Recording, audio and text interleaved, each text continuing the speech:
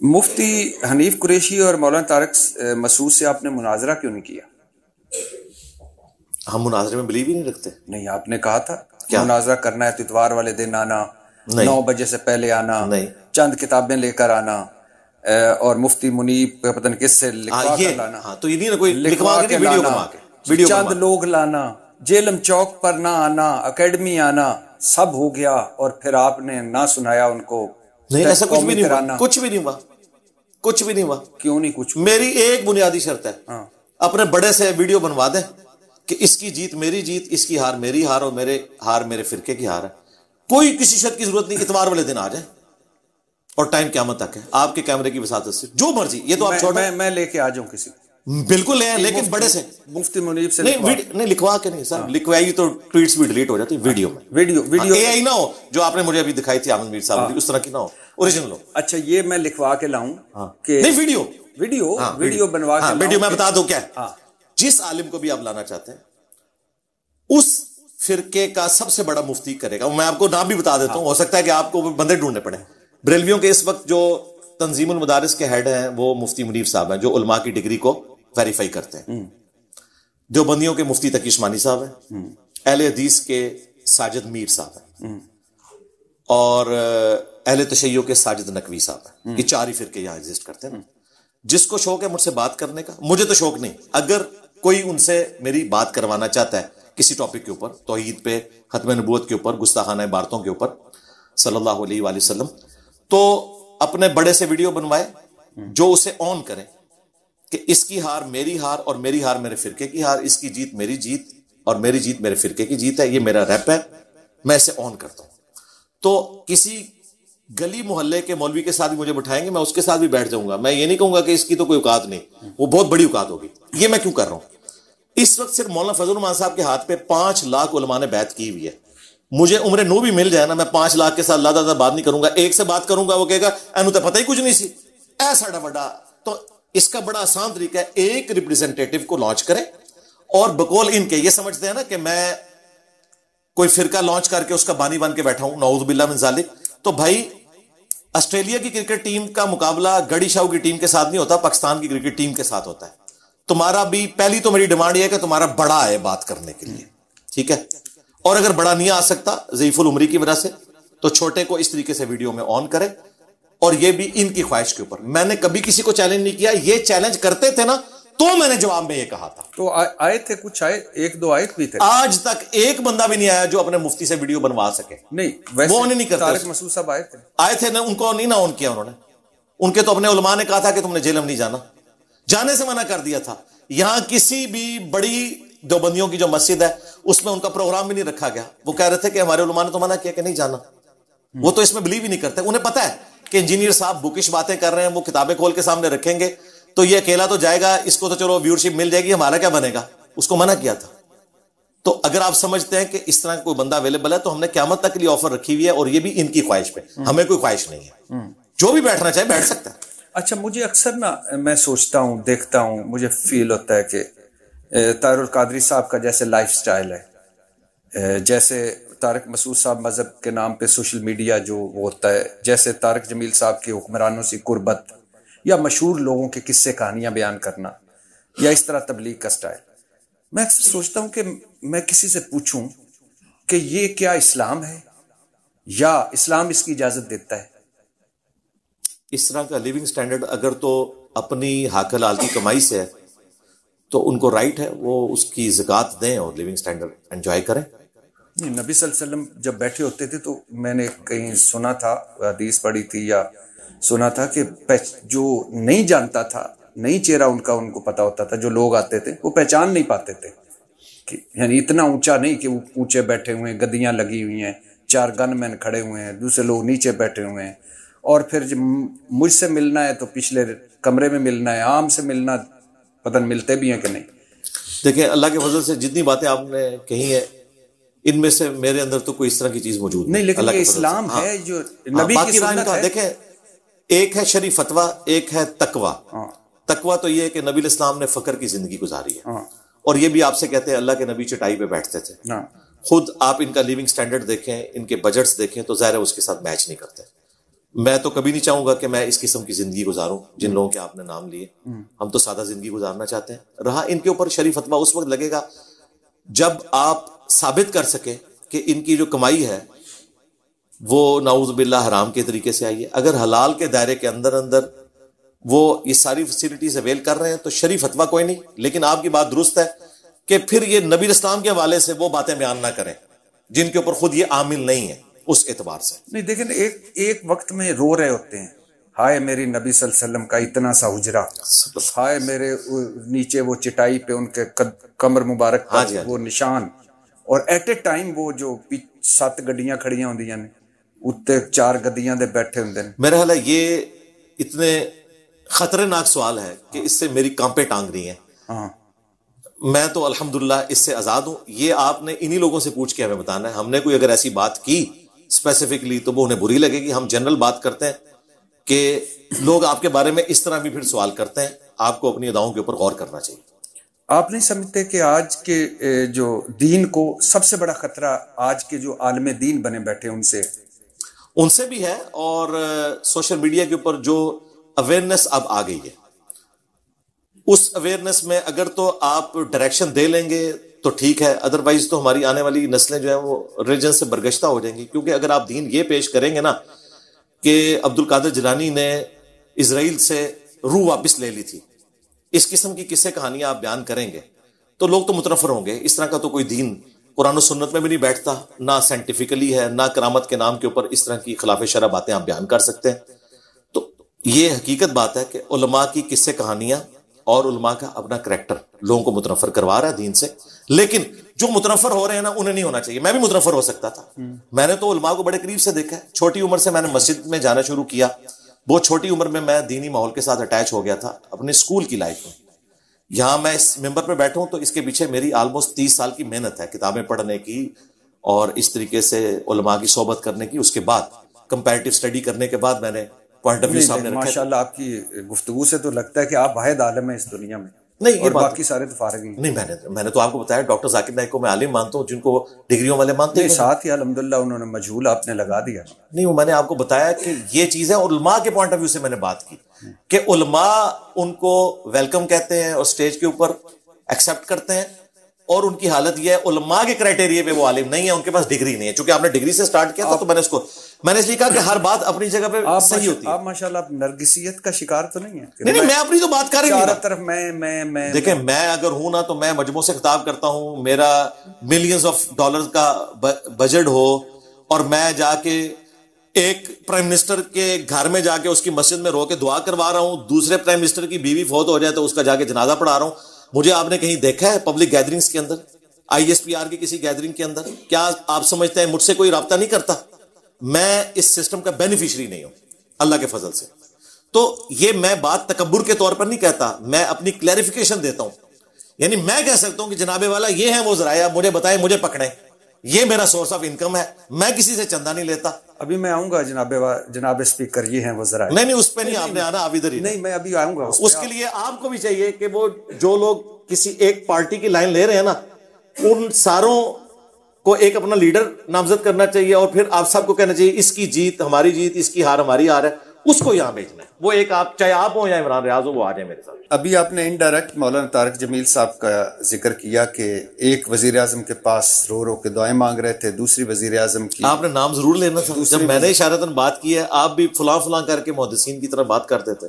اچھا, مجھے بھی وہ عالم بنانا چاہتے ہیں. نہیں, اگر آپ بوجھ اٹھا سکتے ہیں تو ضرور کریں. نہیں, مجھے تو فرق نہیں پڑتا. رہتے سلیم صافی نہیں, احمد نہیں, میں آپ کو کہہ رہا ہوں کہ بوجھ اٹھا سکتے ہیں تو بات کریں.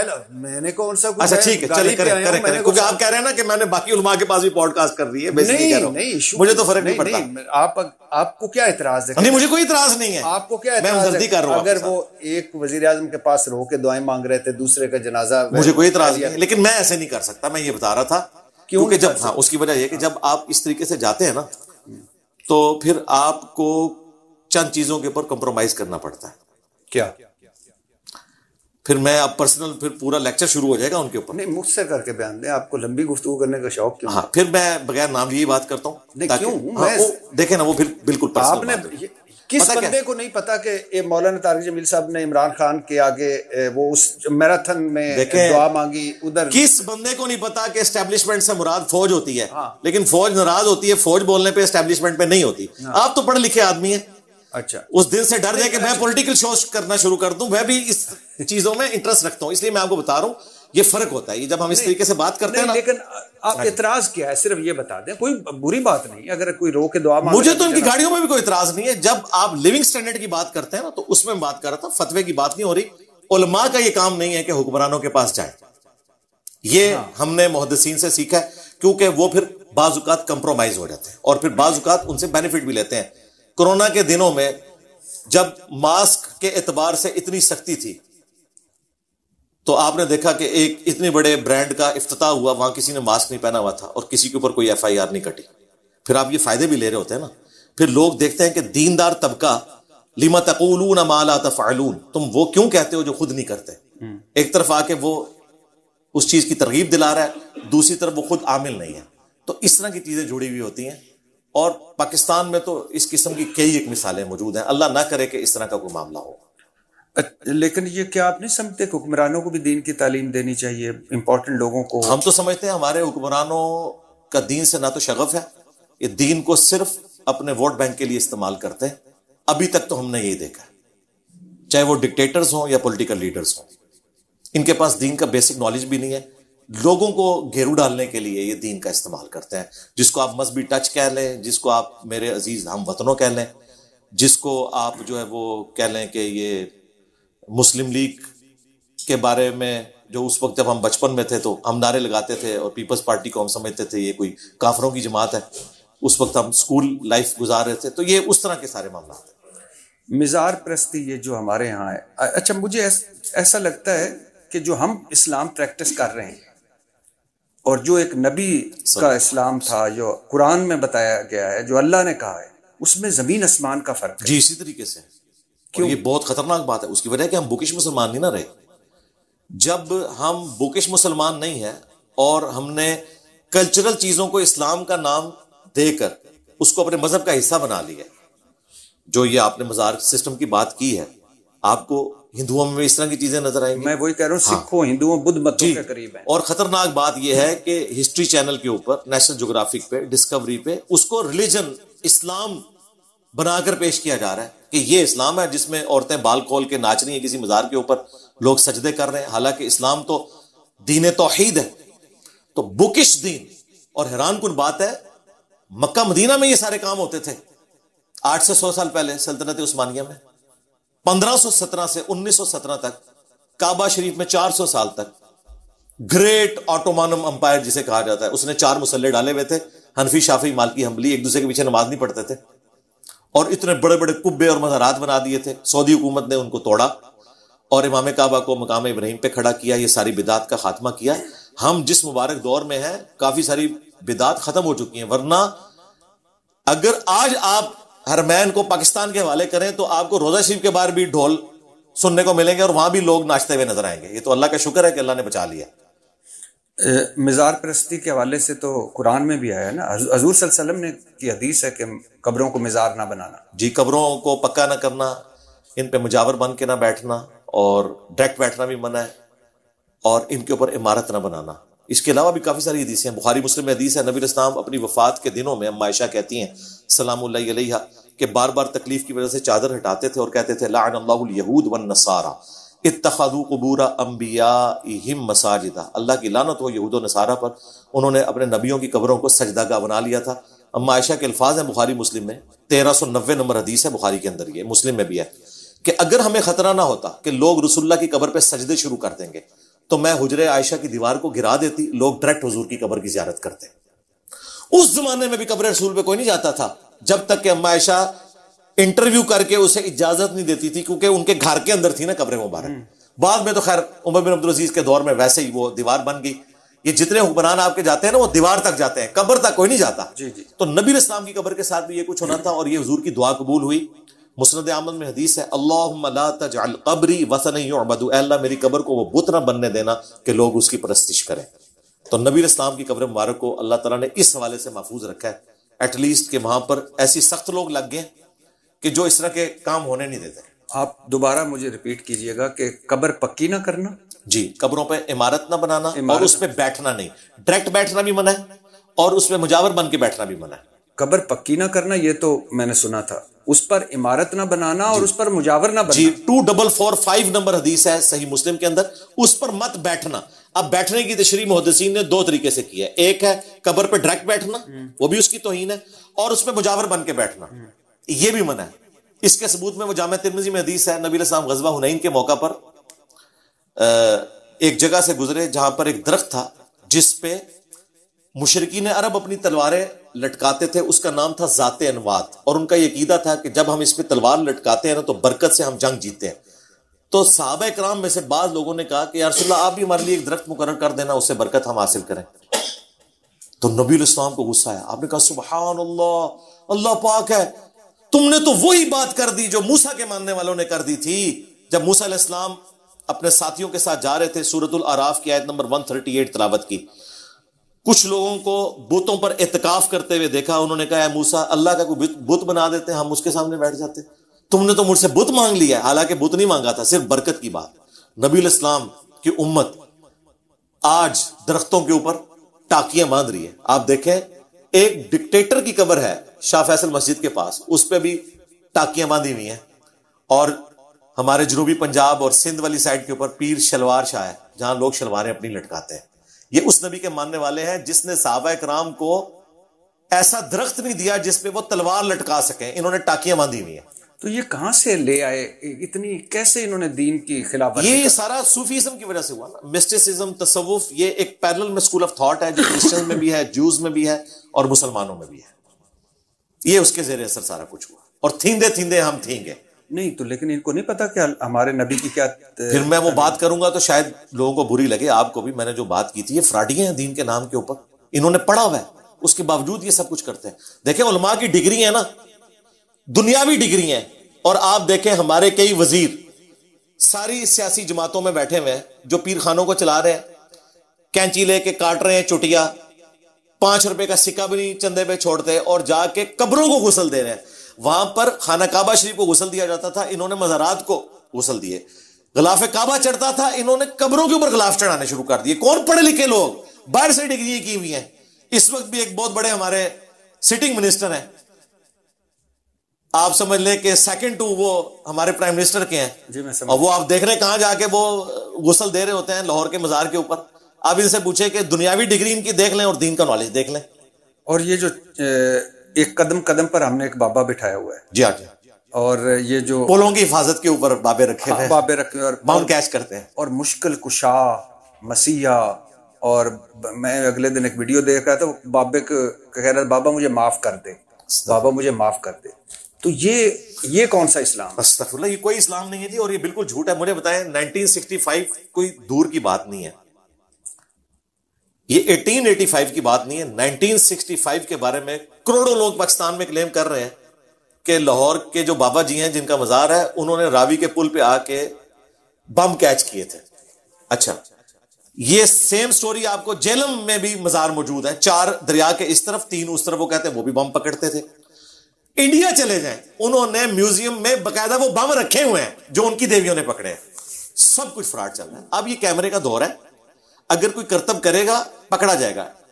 ڈیوڈ کاپر فیلڈ, میں سمجھتا ہوں کہ وہ ان بابوں کے ماننے والوں سے بہتر ہے. ایٹ لیسٹ اس نے کہا میں ایلوژن کر رہا ہوں, وہ یہ کلیم نہیں کرتا میں نے کچھ فزیکلی کیا, وہ کہتا نظروں کا دھوکہ ہے, ایسا نہیں ہے. اور باقاعدہ ویڈیوز بھی چڑھ گئی ہیں کہ وہ کس طریقے سے پانی پہ چلتا ہے, دیوار پہ, اور اڑنا, سب کچھ.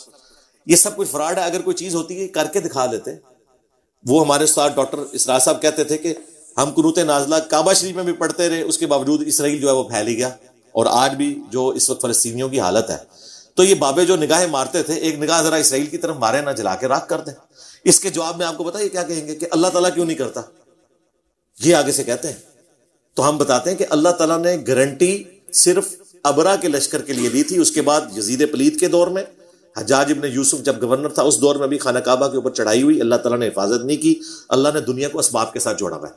لیکن ان کا کلیم یہ ہے کہ بابے حفاظت کرتے ہیں. اب کراچی میں ایک بہت بڑا مزار ہے جو کہتے ہیں سمندر روکا ہوا ہے, بہترین چرس ہیرون اس مزار پہ بکتی ہے.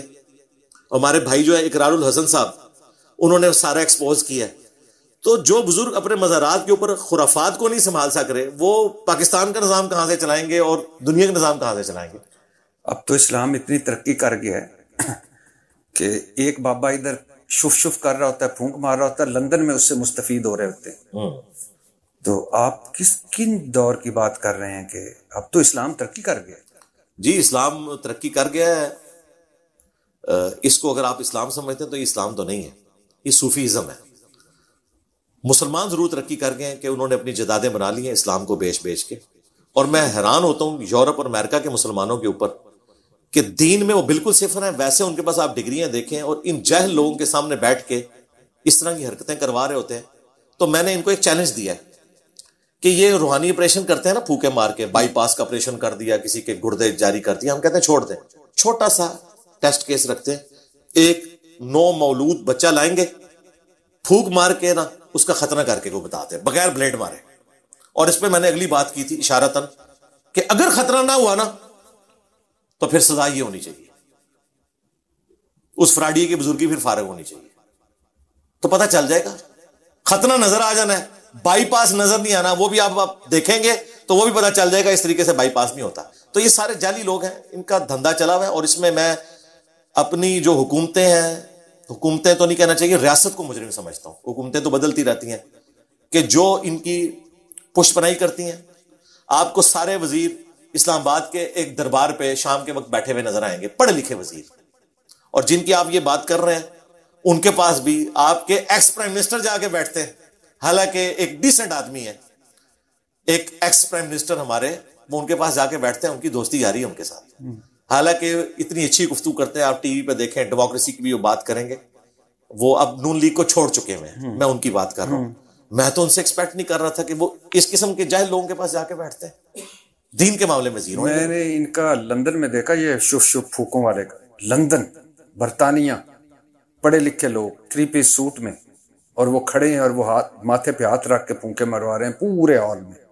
تو ٹھیک ہے، وہاں جو یہ میڈیکل کا پھر لیتے ہیں ٹریٹمنٹ اور جو خرچہ سارا ہوتا ہے یو کے کی گورنمنٹ کا، تو کینسل کروائیں نا، اپنا میڈیکل کینسل کریں، ادھر سے پھوکے مروایا کریں. ابھی میں ایک کراچی کے بابے کو سن رہا تھا، وہ اسلام پورے کو موٹر سائیکل سواری میں لے آئے تھے، اور وہ کہہ رہے درمیان میں تکیہ رکھیں، اسلام محفوظ ہو جائے گا. جی جی جی، 2 بندوں کے درمیان. کسی کے دماغ میں اگر بات نہیں بھی آنی انہوں نے ڈال دی تھی. جی، اور کھیرے کا کاٹنے کا شرعی طریقہ بتا رہے تھے. تو کیوں نہیں ان پابندیاں لگتی ہیں؟ کیوں نہیں؟ اصل یہ سارا کچھ، یہ زیارتیں، ہمارا اسلام تو جو بنیاد ہے وہ مکہ مدینہ ہے. جی جی، یہ کر سکتے ہیں وہاں زیارتیں بنا کر، یہ وہاں شف شف، وہاں یہ کھیرے کاٹنے کا شرعی طریقہ، وہاں موٹر سائیکل کے درمیان تکیہ رکھیں. اور میں ایک عالم کو سن رہا تھا، وہ کہہ رہا تھا کہ ایک بڑے ولی اللہ کا نام لے کے کہہ رہے تھے کہ وہ بچپن میں پنگوڑے سے سورج میں چلے جایا کرتے تھے. اور ایک کو میں سن رہا تھا، وہ کہہ رہے تھے کہ ان کے دھوبی مر گیا، پتہ نہیں اب اس عالم کو کیسے پتہ چلا کہ دھوبی کی قبر.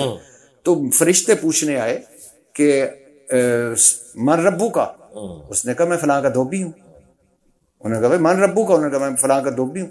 اور پھر لمبی بحث ہوتی ہے. پھر ان بڑے پیر صاحب کو بلایا جاتا ہے، فرشتے بلاتے ہیں کہ اس کو کوئی سمجھاؤ. انہوں نے کہا کیوں سمجھاؤں، میں جو ہوں ان کے سوالوں کا جواب دینے کا.